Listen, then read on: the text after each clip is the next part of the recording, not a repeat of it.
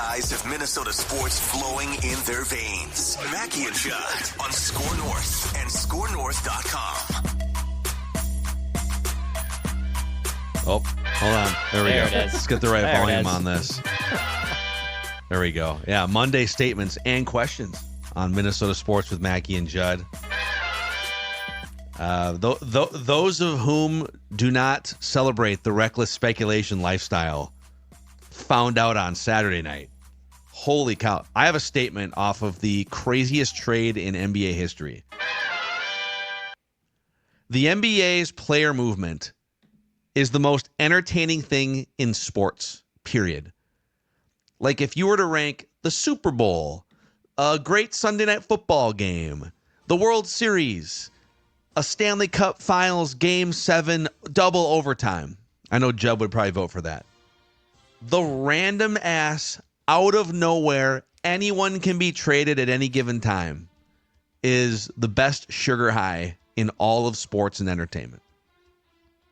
When you have players in the league sitting on the bench looking at cell phones like Durant was. During the game. And his teammates are all like huddling. It's like it's a fifth grade recess game. They're all like huddling around him.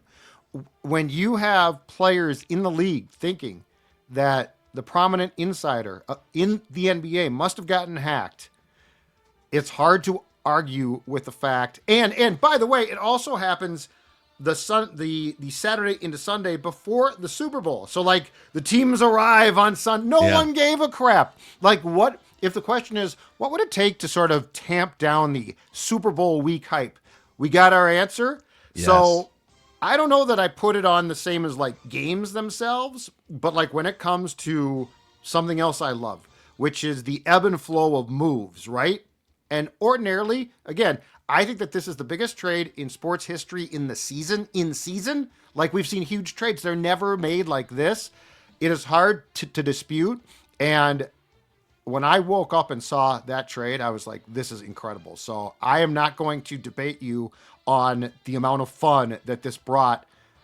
It certainly brought a lot of angst to Dallas fans, and it will eventually probably bring angst to Wolves fans because the Lakers just got an answer to a big question, but it was incredibly fun. To your point too about the NFL has for if it was like what's that game, the board game where you're like trying to take over countries, Risk. Risk.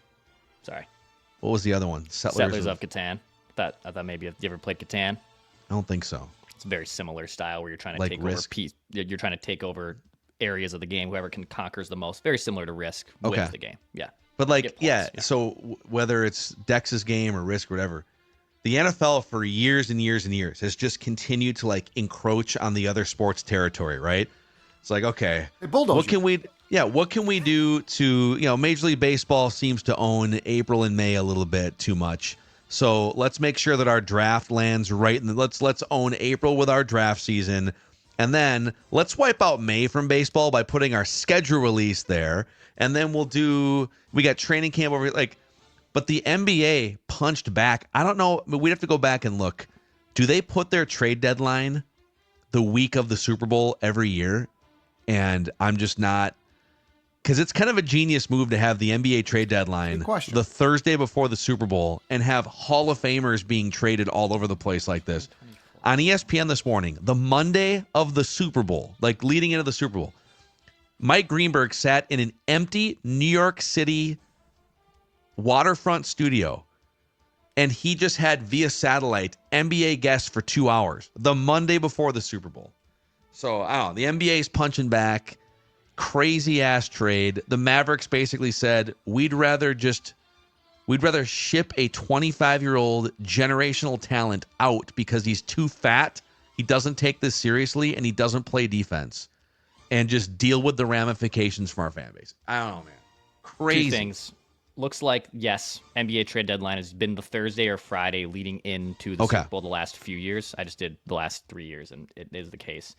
But I guess maybe a question from me off of this is, I think it's genius that other leagues and entities are using the Super Bowl to still like promote their brand.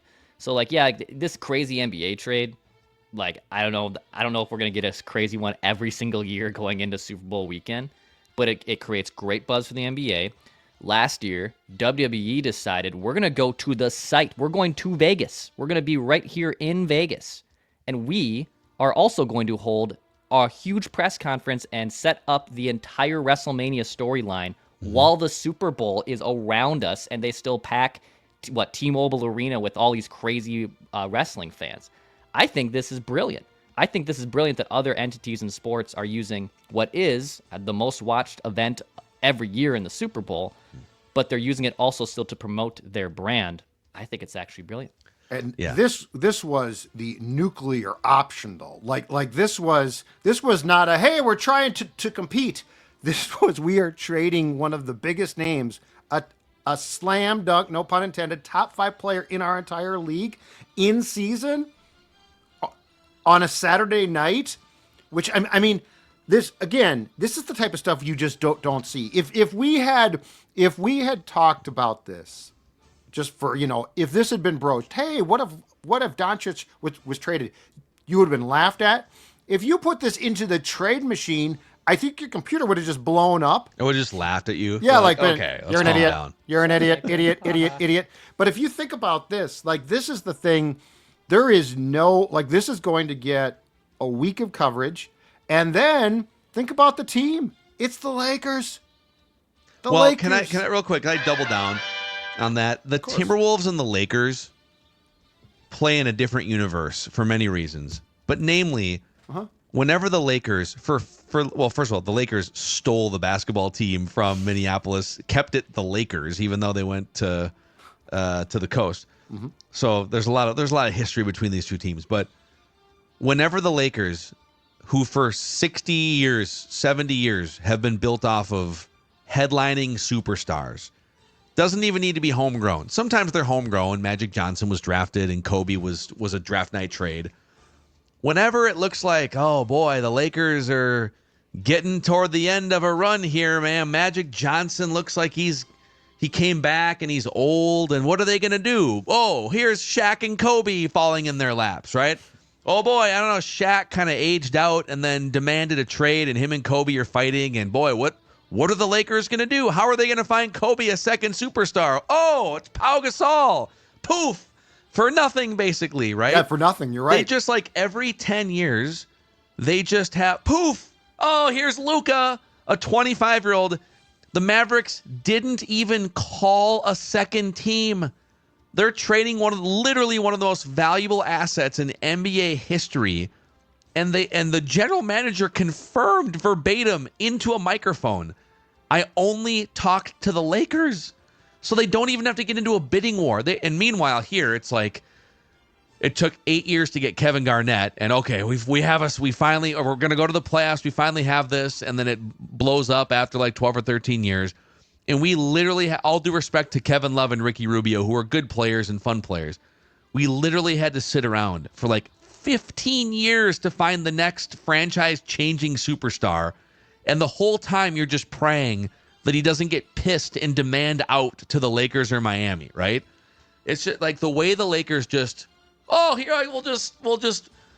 just stick our arm into the bag of generational superstar talent and pull one out, right? Like the claw machine. It's I don't know, man. It's amazing. The Heat are kind of the same way. The Heat will just be on a different level, but like, we'll just go get Jimmy Butler, LeBron, and Chris Bosh. But it's like the thing with the Lakers especially is it's like the league wants them to be good, relevant, and have a huge name. It's like LeBron. Okay, he's going to go play there. And now he's, he's still good, no question about it. But he's old, and so now it's like, okay, Luka. And personally, I don't think it's rigged, but I could certainly see those who get upset about this and think, why? Why should, and look, the league now, first take, guess what? The Lakers just became talking point A for how long? Oh yeah. And they've been, because like they've been interesting. But I'm saying like top of the show more now. It's like the Cowboys, who are beyond screwed up. But I mean, how many times did you turn on First Take, the Cowboys had lost again, but they were the A talker. It's like now you don't got to worry about like, oh man, we got to talk about, this team or that to the Suns. No, they're going to talk about the Lakers, and they're thrilled. To your conspiracy theory here, let's go down that path for a second. The NBA's TV ratings have been kind of down, although there's a lot of, it's like Nielsen ratings in the measurement compared to. You're right. But like TV ratings are down, and it's and they're in a sort of similar spot to where they were when Michael Jordan retired. And it's like, boy, how can anyone possibly be as must-see TV as this guy? And it took them a while. They were kind of going maybe 5 or 10, and then LeBron comes along, and Kobe kind of peaks, and it became LeBron, Kobe, then Steph Curry comes in, and Kevin Durant. But now that those guys, Durant, Curry, and LeBron, are all aging out in their late 30s, there's been this question about, okay, Jason Tatum's not that exciting. And, there's a couple like European players, but Jokic is crazy good, but he's not American. And that kind of matters in Wemby.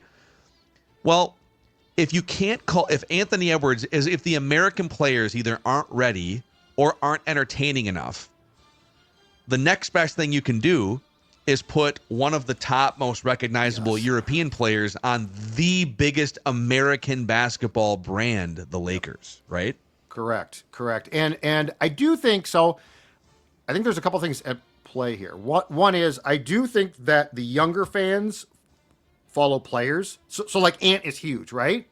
But I think the people that think of traditional, the ratings are slumping, right? They're more like, let's make the Lakers good. So like I think there's two things at work here. The young fans who like love Ja and love Ant, and they could go play on Mars, and those fans would still like them. But then the traditionalists, who of course run the league, right? They're like, the Lakers, they're not that intriguing now. Oh, all of a sudden, our partners love them. I'm not saying that this is what's taking place. I am saying it's very convenient. Yeah. That's fair. Very convenient. Very convenient. Very convenient. Oh, you didn't call a second team? You didn't. Well, You didn't decide to send a text message to, I don't know. Well, and he's like, we wanted anyone? to keep it quiet. It's like, hold on a second. Wouldn't you want? Like, I would almost prefer that gets out, so teams are calling me. Yeah, that's another. Like, why would you not want a bidding war for him? Unless you know something that goes beyond his waistline. And it had to just be done as quickly as possible. And you had to get rid of, because it's going to come out, which I have no idea. I'm just saying that's the only reason why. Because like this was a panic move. Yeah, and even if so it sounds like based on the Mavericks press conference, from a basketball standpoint, like they thought Anthony Davis gives us a better chance. And I actually think in the short term, that team is ridiculous because now they already had, with Lively and Gafford, as the Wolves found out, rim protectors and these dudes who could just sit in the dunker spot on offense and take these passes. And now you're adding Anthony Davis, who's this future Hall of Fame big man. So I think in the short term, that team is a problem. But even if Anthony Davis, at age 32, sort of inexplicably was like the centerpiece that you wanted, which again seems hard to believe that if you're putting Luke on the block. Sure. Wouldn't you still bring a second or third team in just to like get more from the Lakers? The Mavs wound up kicking in a second round pick that went to Utah, which is, of course, Danny Ainge, by the way, the king of being involved in these crazy blockbusters. He's got a side door his way into the action. Can we help facilitate? Oh, we'd love to be a part of this. And then just give us a second round pick. When was Ainge brought in?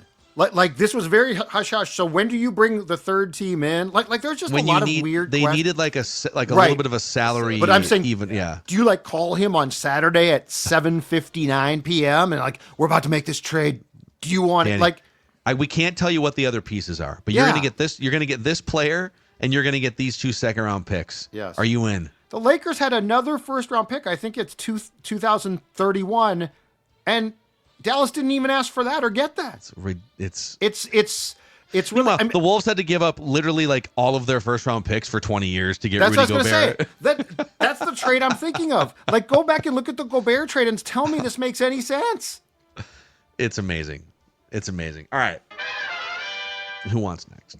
Dex, go ahead. Yeah, how about this? Because let's. I still want to stay in this space for just a little bit longer. You guys tell me if this is the Major League Baseball equivalent of the Doncic for Anthony Davis trade. You guys tell me if I'm in the same stratosphere. And this came off immediately. In my opinion, this would be like Bobby Witt Jr. So Bobby Witt is the Doncic part of this trade. Like poor Bobby Witt had like a 10-12 WAR last year and didn't even win MVP because Judd was so good. This would be Bobby Witt Jr. getting traded for Nolan Arenado, who is, in my opinion, past his prime, still a very productive defender, but not the top 3 MVP guy he was like even 2 years ago. At his peak in Colorado, he was an unreal fielder on top of being a very good hitter. I feel that's the comparison because Anthony Davis is a better player to his league than what Nolan Arenado is right now. Like, I get there's probably a gap. But I feel that's what it would look like. If you're a Major League Baseball fan, you have no idea who Luka and Anthony Davis are. I feel that's the closest parallel I can come up with. I would say, yeah, because you have to find a guy that, in the case of Anthony Davis, maybe only has like 2 or 3 years of super high-level play. And Arenado is 33. And then you have to find another guy who's like kind of just emerging into his prime, and he's one of the best players in the league, and that'd be Bobby Witt. Was it you or somebody else put out the Mike? It'd be like Juan Soto for Mike Trout. Yeah, someone did. Yeah, where you've got interesting. You got a 26-year-old and then a 33-year-old, and they're both really good. But you just decide, you know what, Juan Soto, well, we're just not feeling his work ethic, so we'd rather just have Mike Trout and give ourselves the best chance for this year and maybe next year. Yeah, Yep. I saw Soto for Freddie Freeman, but like Freddie is still really good. I mean, for God's sakes, so is Anthony Davis, though. Yeah, I don't know. I think Freddie is still a better player relative to his league than Anthony Davis is. Davis is like a fringe top 5 or 8 player in the league in the NBA with his defense and part of this that has to be quantified in these comparisons too is this: Luka was Dallas. Like this is not only shocking because it's a top player, but Phil, yeah, AD is really good. But this is like taking a franchise icon in season and spinning him off. Yeah. Yeah. So like Soto, It's you right. know, I mean, that's where Mike Trout kind of, but Mike Trout also like never plays in the playoffs. Angels, yeah, and the Angels fans like this is a passionate fan base that has lost a player that they, all bought his jersey. Someone, I think it was our guy Nick Wright. He said Schefter tried to figure out a football one, and Nick Wright came in and said, "No, here's what it is. It would be like the Buffalo Bills trading Josh Allen to the Rams for Matthew Stafford. Yeah, perfect. Franchise icon. Yep. Yes. But Young, but you haven't won a championship yet, and you just don't. I don't know. You just don't think he's the guy anymore. Right. But the guy you trade for may only have a year or 2 or 3 left, and it's probably not quite as good. I like it. I love the shots that Nick Wright's taking at Adam. This is like the second time in a week he's taken a significant shot at Adam Schefter. This one's probably a little more playful, but he's mad that Schefter is among the people perpetuating the Chiefs get help from the NFL officials narrative or storyline, and Nick is a huge diehard Kansas City guy. Why did Schefter jump on that? That's a really weird one. I don't understand why he rarely takes sides or pontificates about things. Especially against the league officials, right? Like, what is his? There's something there, but my question is what? Oh, he got carried away. But he never does that. His sources He never does that. I'll change to baseball and make my statement thusly: the Twins' inaction is beyond the scope of anything, based on the fact that the Detroit Tigers now go out and get Flaherty back. The Tigers are making moves. The Royals have made some moves. The White Sox are so bad. You do not want to make any comparison there.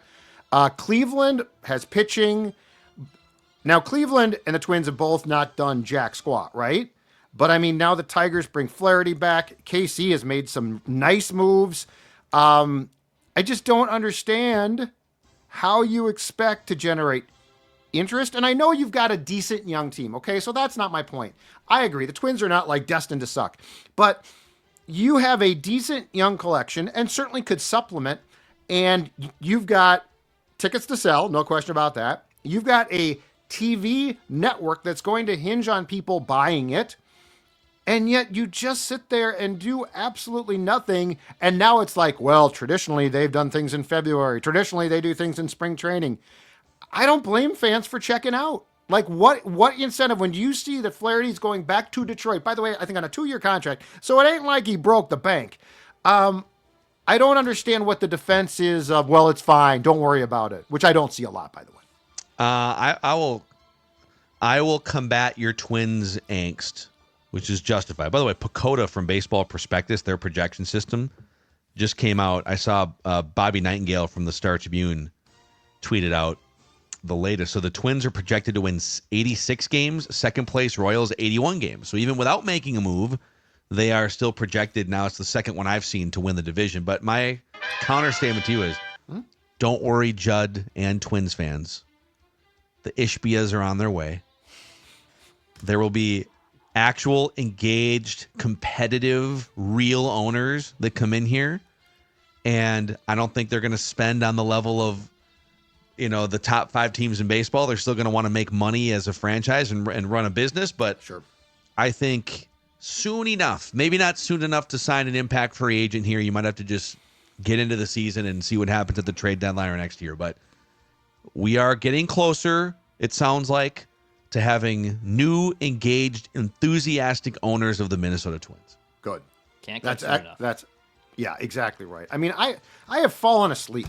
Like, I have fallen asleep. I pick up the transactions each day, and I see this team did this. And look, it's not huge moves, but at least it's like showing you care a little bit, Dex. Yeah, the Flaherty deal is interesting, too. So he gets $25 million guaranteed this year. So it's a 2-year, $35 million contract, 25 guaranteed this year. And if he makes a certain amount of starts, I think it's 15, the vesting option for next year activates. So, and he has an opt-out, too. So, like, there's some weird classic, I think he's a Boris guy. But classic contract from them. And honestly, like, I would take the Twins rotation as a whole over Detroit. But if you're talking 2 hitters, the 2 top dogs, I should say, Skubal into Flaherty, that's better than Pablo into Joe Ryan. Like, the rest of the rotation, the Twins have the advantage. But if you're talking a 3-game series, a 1-2, Tigers have an advantage there if it lined up.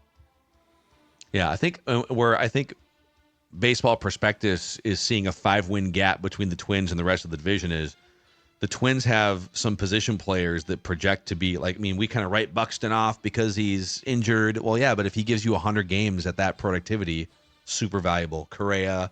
Mm-hmm. So it's all about health for the Twins. Polar Bear is still out there, sitting out there. Pete Alonso. Boris has screwed him. Polar Bear Pete. This happens to like 2 Boris clients every year. It's incredible. Hey, just chill out. We'll hit free agency, man. I'll send I'll make one of my phone book presentations with those binders with 600 pages showing this team why they should pay $500 million, and then they just sit there. Yeah. Dex, you want to go? Let's see here. Where would I like to begin? Oh, here we go. Easy. My statement is I'm willing to be patient, but this better be worth it. That's my storyline. I'm willing to be patient, but this better be worth it. This is relation to the Royal Rumble. So, Judd, I know how much you love. You even tweeted, big controversial, Jey Uso wins the Royal Rumble. A lot of people were not happy about that, I saw. Yes. And I was on the record. I didn't really want Cena to win this either. I did not love how it played out, though, in the final 3. Like, Logan Paul, what is this obsession with a part-time media superstar that's not on your roster all the time, and he's eliminating the 3 guys that probably should have been in the final 3 of it? I love Jey Uso. I'm willing to give this a shot. I loved Cena's promo he basically cut at his press conference afterwards. And for all my wrestling nerds out there, I'm willing to give this a shot, but this better be worth it. That's my statement. Joe, where do you think they're taking? Explain the problem here.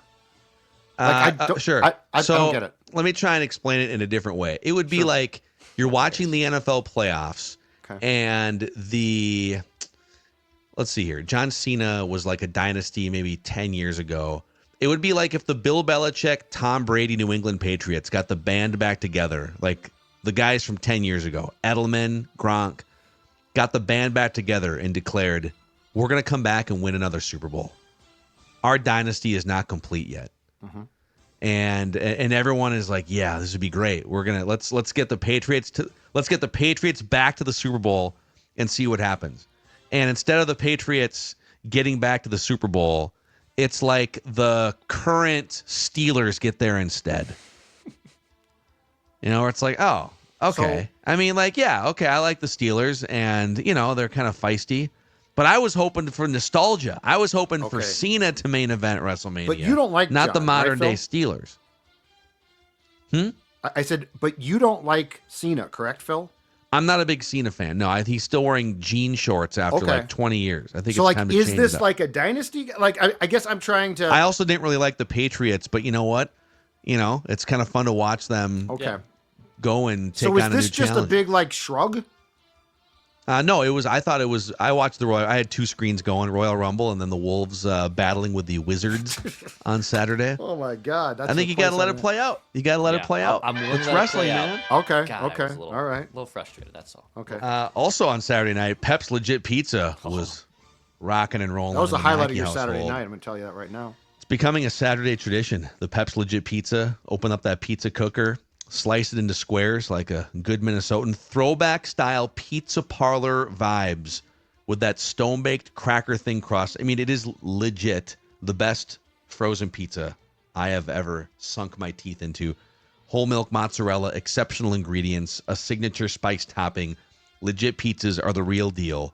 You can have an authentic at-home pizza parlor experience by finding a Pep's Legit Pizza somewhere near you. All right. Judd, any final statements or questions from you? Yeah, unfortunately, my statement is bye-bye, Ben. Ben Johnson, it's done. It was looking so promising. I They know. beat a couple ranked teams. And then you don't show up in the first half against the last place team. That's right, fans. A team that was worse than the Gophers in the 18-team Big Ten, and you lose at home to Washington. It's too bad. I feel bad for him. He lost his entire team to the portal. So like there are certainly reasons to defend him. The amount of NIL that the Gophers have for basketball is probably embarrassingly low. All of that is true. I don't think you got a choice. I think you got to make a move, and it's unfortunate, but come on, beat Washington. Like, is that much to ask? You just won 3 consecutive games. Now, you lost to Michigan State last Tuesday or Wednesday, but that's a good team on the road. This was just embarrassing. I think it's over. I'm going to piggyback again off Judd here. I have never cared less emotionally about Gopher basketball than right now, February 2025. Yeah, It literally it's my alma mater, and you used to I care a used lot to about live and die. Man, I used to every single game, like during the Tubby era. I mean, I used to host the Richard Pitino show on 1500 ESPN radio. Mm-hmm. I don't flinch emotionally when I see that they lose a game to like a bad team, or that there's 10 people in the barn watching a game. It is so far at this point. If it was like a little closer, and boy, if they could just get a little more NIL money and it would elevate them here. They are so far and away from being what they were 25 or 30 years ago in the Clem Haskins era. And packing it is cool to see on the flip side, Mariucci Arena, because that was kind of dead for a while too. But to see like third highest attendance all time, student section packed. Done a good job. The students are back, and it is awesome. I went on Friday. That place was hopping. Friday was the 3rd biggest crowd in the history of the arena. Cool. Saturday was the biggest.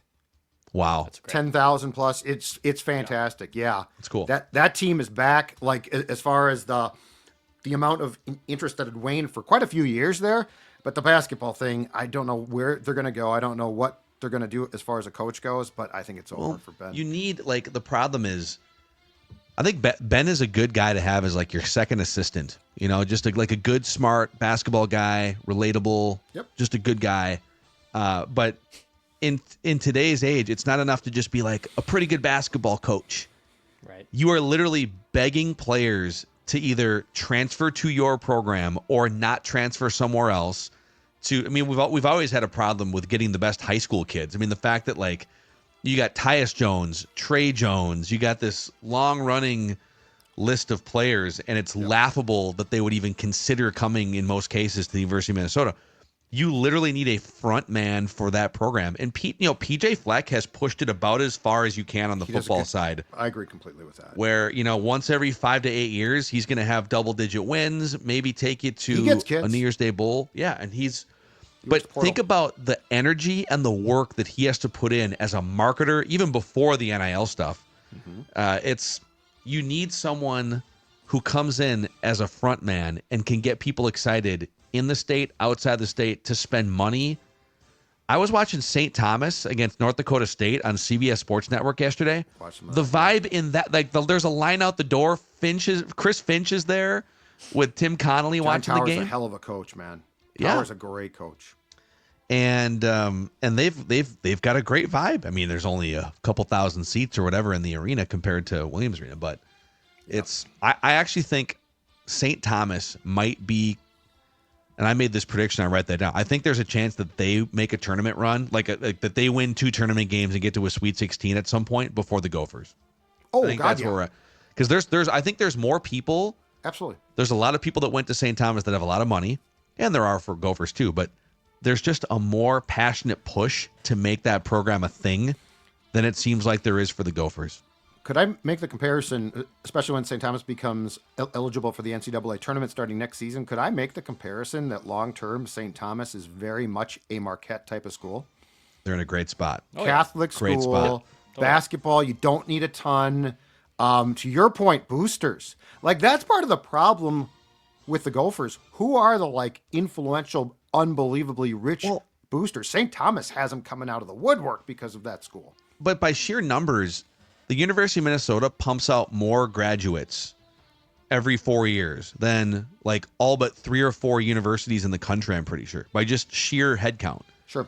And there's management school, and there's so many people that are coming out of that school. Yep. Is it just people just don't feel like donating? Are they not making the right connections? It's odd that you would have a school that big not have more pipelines to getting $1 million for a good 18-year-old basketball player. Trying to figure out what Chris Humphrey's net worth is.